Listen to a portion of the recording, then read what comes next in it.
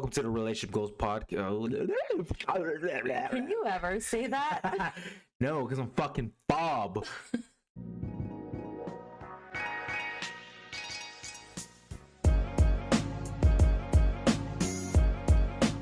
Welcome to the Relationship Goals podcast. We're your co-hosts. We have over here not PJ, not DJ, not TJ, but BJ. And then next to me is Melly. Just Melly. No one ever gets it wrong. Yeah, usually people get BJ's name wrong whenever we place an order and they're like, what's your name? Yeah, I get DJ a lot, so luckily we have a nephew named DJ. So if anyone ever asks me what my name is, I just use his name. And then, once every blue moon, they actually hear the B and, oh, BJ. Yeah, welcome to episode 15. Episode 15, the 1-5. Tim Tebow. For you football fans who know that's his jersey number. Actually, I don't know who else. Tim Tebow. I only know Taylor Swift's boyfriend. I'm just kidding. That's so funny. Yeah, so episode 15, and welcome to October, everyone. I love this month. Me too. There's a lot of things I love about this month. So I had a kind of a conversation about scary movies. I just realized I've never watched so many of the, what you said, classic scary movies. Really? Yeah. You don't like watching movies that are old. That's your problem too. Yeah. I was very deprived on Guam. Couldn't get too many things on our rock TVs. He's joking. Joking. There's no scary movie that actually is scary. You?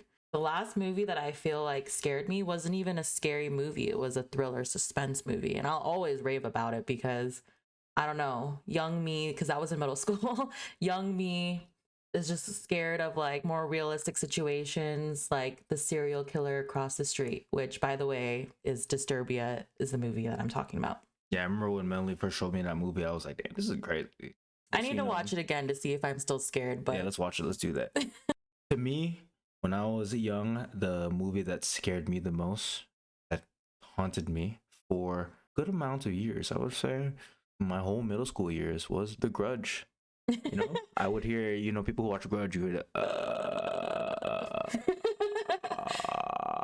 you just hear that shit, and I'd get the heebie-jeebies, the willy-nillys.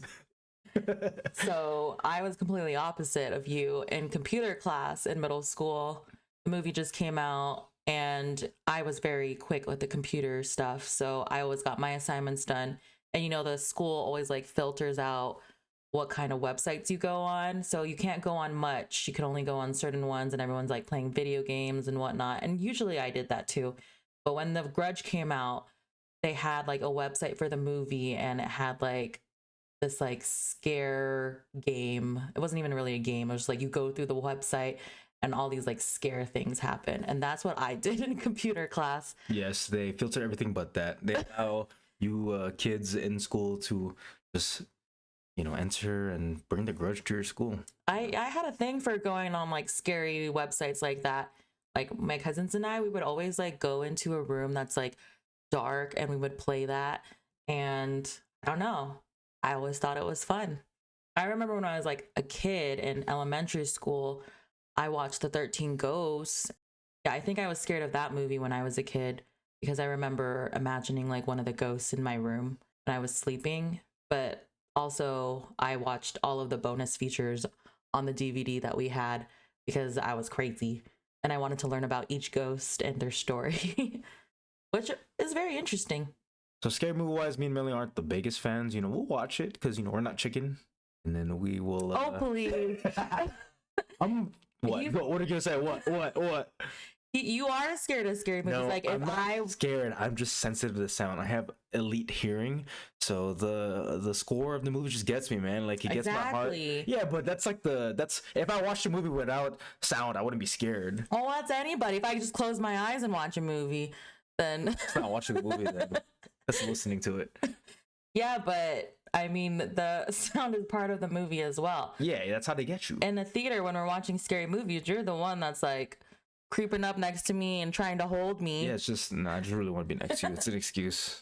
I just don't like paying for scary movies when they're not actually scary, because sometimes I watch scary movies and I get pissed off at the end because I'm like, really? Like a Smile. So if you haven't watched Smile, don't watch it. It's not worth it. Yeah, we watched it in the movie theater, but you know, it always gets me when they say this is the scariest movie I've ever seen. Yeah, And when multiple people say it, the thing was really good for it though. Their marketing was really good. Like because Yeah. they would be in the Oh, yeah, their baseball marketing was games. That was good. sick. So maybe that's why I was also interested in it. One movie, like a recent movie, I guess it's like a universe of scary movies that's really good. Actually, is The Conjuring. Their movies are pretty good. Yeah, I like The Conjuring. I like the story. I mean, I like watching scary movies in a big group too, though, because it's kind of funny to hear everyone's reactions when they're scared, like when they're. Especially have those friends that really are impacted by the jump scares that are sounds. Those are fun. Those people are fun. Especially when you bring them to actual scary places or like a haunted house. Those are fun people. Speaking of, let's talk about all the things that we do in October, because October is like our favorite month of the year. Yeah, October is definitely the most eventful month.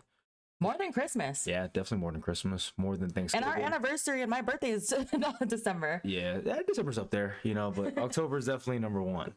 So first, let's talk about the weather. Oh my God, I am so excited to turn off our AC. Yes, save some money because, you know, these bills ain't cheap. We like our house very cold. I get hot very easily, and when it's winter, we don't have the AC heater on at all. We just leave it off and let it be whatever the temperature it is. Sometimes it goes like 60 degrees. And it goes lower than that. It's been like 50 sometimes. And, you know, we like it like that. It's onesie season, baby. Yeah. I mean, I still wear my same clothes, but yeah. A lot of birthdays happen in October, too. Our dog's birthday is in October. Yeah. Flash. My mom's birthday and my brother's birthday. So shout out to my mom and my brother for your birthdays coming up. Love you guys. And yeah, we have a lot of friends who were born in October. Yeah. In low-key, I always wanted a kid born in October because I want to do like costume parties. And I technically do have a kid. He's just a dog. And his birthday parties, I do ask the dogs to dress up in costumes. He doesn't like wearing costumes. And so I try to be as like dog friendly as possible because he doesn't like wearing too much clothes. He's so cute in those costumes. His whatever themes you come up with, they're so cool. I know every year there's like a different theme for his birthday, and I always try to like make it like a superhero type of theme. And then this year his theme is going to be Big Hero 6 Baymax. I love that movie. So he's turning 6, and that's the theme I chose this year. I already chose it last year. That's how far ahead I think of these things. She is the master planner, you know. And I have to DIY his costume still. So check that out next week on our post at the Furry Flash. And then also what happens in October is the Golden Knights are back.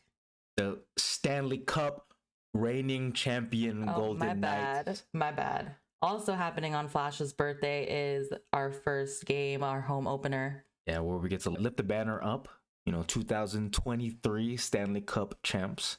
We were there when they won the Stanley Cup, and I mean, we were on the outside. No one can afford those tickets in the inside. Yeah, we were there. But we were there. We felt it. I felt it. I cried. I have it on video. Yes. We can get into how we feel about the Golden Knights next week. And then we do other things like pumpkin patch photo shoots. I love those. We mentioned this the other week when we went to Universal Studios, but we love haunted houses. Haunted houses are awesome. I never had those on Guam. So when I first moved out, yeah. Dude, like, we're deprived out there. They probably have it now, but when I was out there, a haunted house was like a real haunted house with like you know, Tatamonas, which is a folklore out of there. Or aswangs. Those are real stuff. So I didn't mess with that. Or if I did, I'm glad I'm alive still.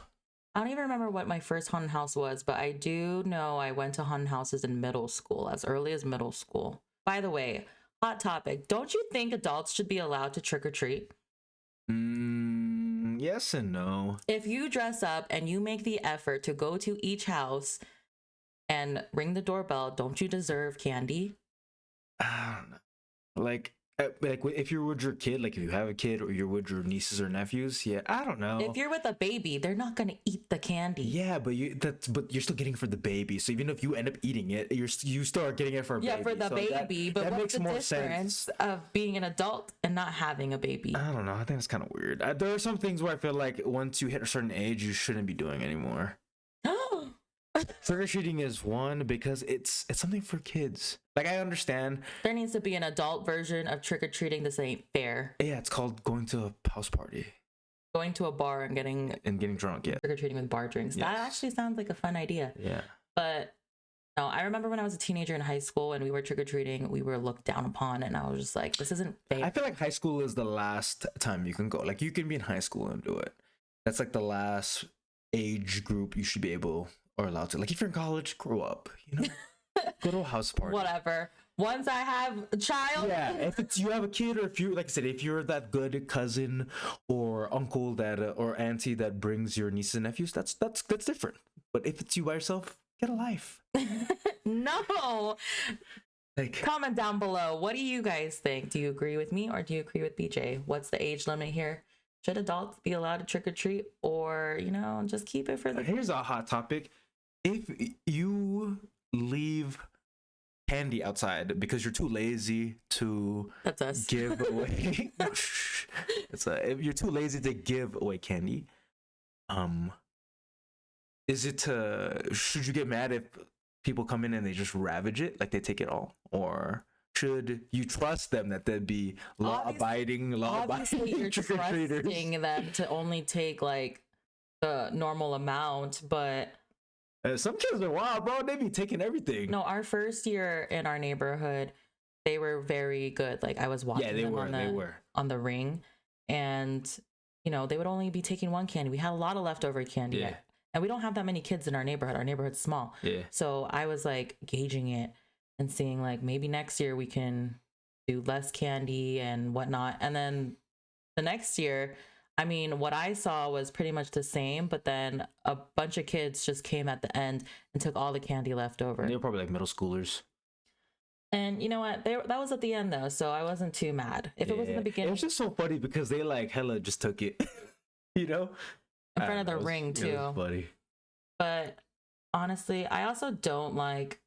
I like passing out candy, but the fact that Flash barks at the door every time someone rings the doorbell and you open the door, it's just too much. So that's why we leave candy outside. Hey, at least we have candy and we're providing. We can also sit outside and give out candy. Oh, that's a nice costume you got there, Sonny. I do like looking at people's costumes. Yeah. Costumes are my favorite too because I love being like creative and modern. Under 1 million people dressing up as Barbie this Halloween. I expect it, and I expect all of them to say hi, Barbie. Yeah, so we always try to do like a pair costume, like we try to match. Yeah. And then ever since we got Flash, we try to do like, a family one. We always try to do something that we like too. And I am saving some ideas for when, we have a family. This year, I have no idea what I want to do. Last year, we were Stranger Things. What was your favorite costume you've ever done? I like our beer pong one. Beer pong and your Heineken bottle, because that was pretty awesome. That was our first Halloween costume together, and actually that was a good costume. Very memorable. Back to the haunted houses. So one haunted house / area that I absolutely loved every time we got to go in October was Bonnie Screams, because it was a vibe, man. It was such a vibe. It was, because you had to drive like 20 minutes out of Vegas, like in the middle of nowhere, and then you had to park and go through like the desert to go to this little town that's also like old town vibes. Yeah. And everything is just in the spooky, haunted look. Yeah, it was dark, so they had enough lighting to where you could see like the actors who were trying to scare you. And then the haunted houses were they were good. I think it was like the lighting and then the sounds. It was just like the way everything looked. Smell of horse shit, like, just good vibes. You had the option to like either go on a train or walk through their scare zone, I would say. I don't know what it was called exactly. Oh, we walked. Yeah, we walked. We got those steps in, baby. So you walk through like the desert area and, there's still like trees or whatever. Yeah, like brush and so stuff. People would be scaring you left and right as you go walk through the darkness. Damn, do you think they stayed there the whole time? They're just chilling there. They're like, I don't know. Oh, Timmy, Susan, you guys are gonna be here the whole night? You better scare the shit out of them. What I wish we still had was Fright Dome, because that was basically a mini Universal Halloween Horror Nights. Yeah, Fright Dome was pretty sick. I went to Fright Dome when I was young. I went to Fright Dome in middle school, high school, college, and of course it closed down after COVID. Fright Dome is just like fun too because it had all those like scare zones as well. and also was very like smoky, Like dark fog. lights, music. Yeah, I really liked Fright Dome. It was just long lines. Yeah. But I mean, we could have paid more for fast passes, which is what we do now because, you know. We ain't got time for waiting like that. Mm-mm. I mean, some haunted houses here are kind of like, eh. We've been to like one. I'm not gonna name the place. Okay. There's one dude where yeah, we're I not feel like he was literally the only person working in the scares. He was hustling, bro. Boy was hustling. He was running and changing his costumes. He wasn't changing costumes. I felt like he was, but he was like, "It's God," and he would like be the like scare you. I don't know. The boy was hustling. That was If I funny. could tip it, I would have tipped him.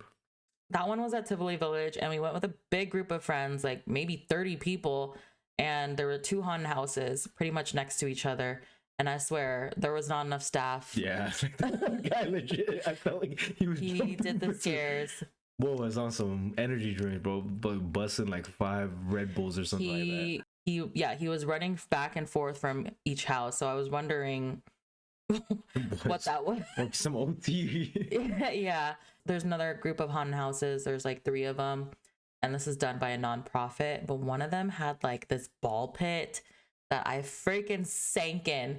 Like, I went in it because I thought it would be fun. And I didn't know there was going to be like no depths to the end of the bottom.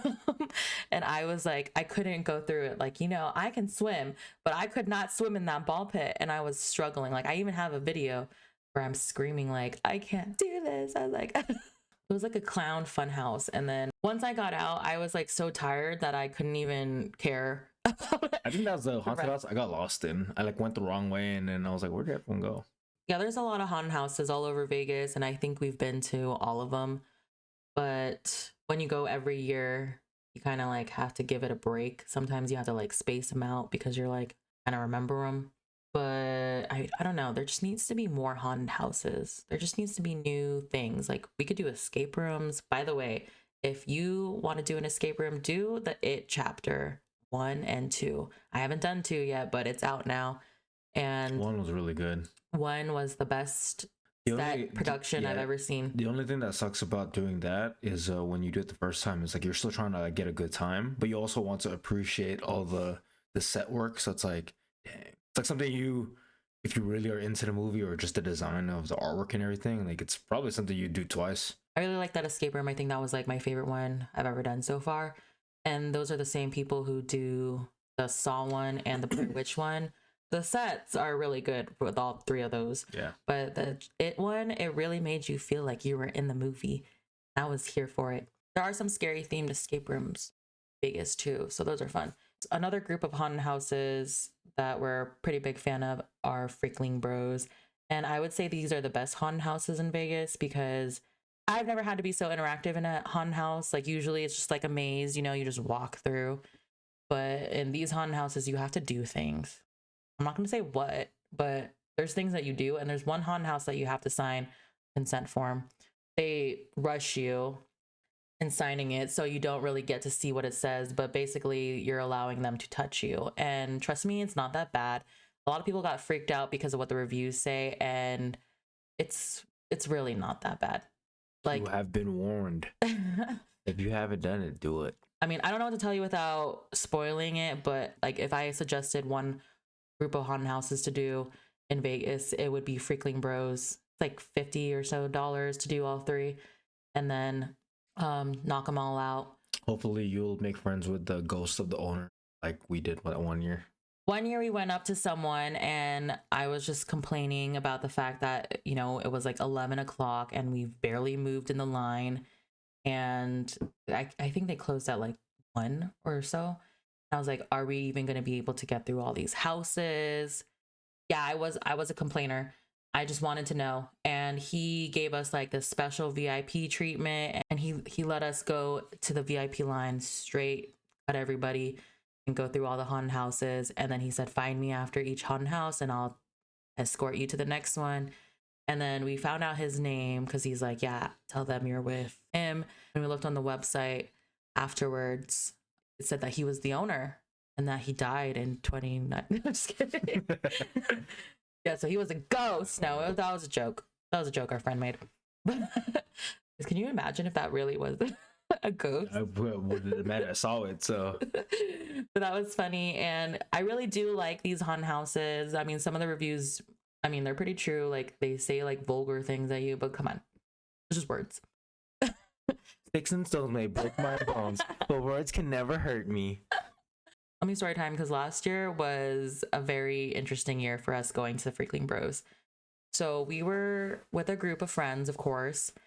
And one of our friends was like, let's take a group picture before we look all messed up. And I said, what do you think is going to happen to us in these haunted houses? Like, we're going to be screaming so hard that our hair is just going to be like whipping around and look crazy at the end of the night. Famous last words. And literally at the end of the night, I was drenched, soaked. I washed my hair that day. And I was so upset because my hair was disgusting. And it was because in one of the haunted houses, someone pissed on me. Not really, but no, it wasn't. It was hot. Not really. And what's funny is we did give the owner critique about that, because it was like the first time they did it that one year when he like escorted us. He asked us about that room. We told him our thoughts, because I was like, yeah, I never remembered like being squirted like that. And then, by the way, I hate when those freaking things happen. Like, I hate squirts. You guys better be using clean water when you do that. This is a spoiler for the room. So if you don't want to be spoiled, then go ahead and skip like 1 minute, maybe 2 minutes. In one of the rooms, you walk in and it's a bathroom, and there's a guy using a urinal. And then he turns around and he starts like peeing on you, right? And then this didn't happen the year before, but he was all like, you got to crawl under the stall. And I was like, crawl? Because I could have sworn last year that stall was open. And I was like, what do you mean crawl? And then it's like this tiny little stall hole too. And I had a fanny pack on. I was like, oh my God, I just couldn't crawl under the stall. One of our friends went before me, right? So when he went, I was thinking, okay, I could slide under and he could pull my legs. So I went the other way, because I guess everyone crawls frontwards, but I crawled backwards. Like, I like laid down on the ground and started like shimmying through. Horrible idea. Because he started peeing on me the whole time I was doing that, and soaked my whole head. And I was just screaming at that point too. So it was just like all over my face, and I couldn't get under the freaking stall, and it was just too much. Like the worst possible way to go under that stall you went. That guy was probably waiting for someone like you to have done that whole night. Like, oh man, everyone's crawling like bear crawling. Oh, finally, my pants. So yeah, at the end of the night, my hair was soaked, and I was like, oh, great, I look like this for our group picture. You're always beautiful though, babe. A lot of things to do this month, a lot of fun, festive things. We'll see what happens. Send us your favorite things that you guys like to do in the month of October. That's all we have for this episode. You can find more on our social media platforms at Relationship Goals Podcast. Thank you guys so much. It's been real. Appreciate you. Enjoy your October.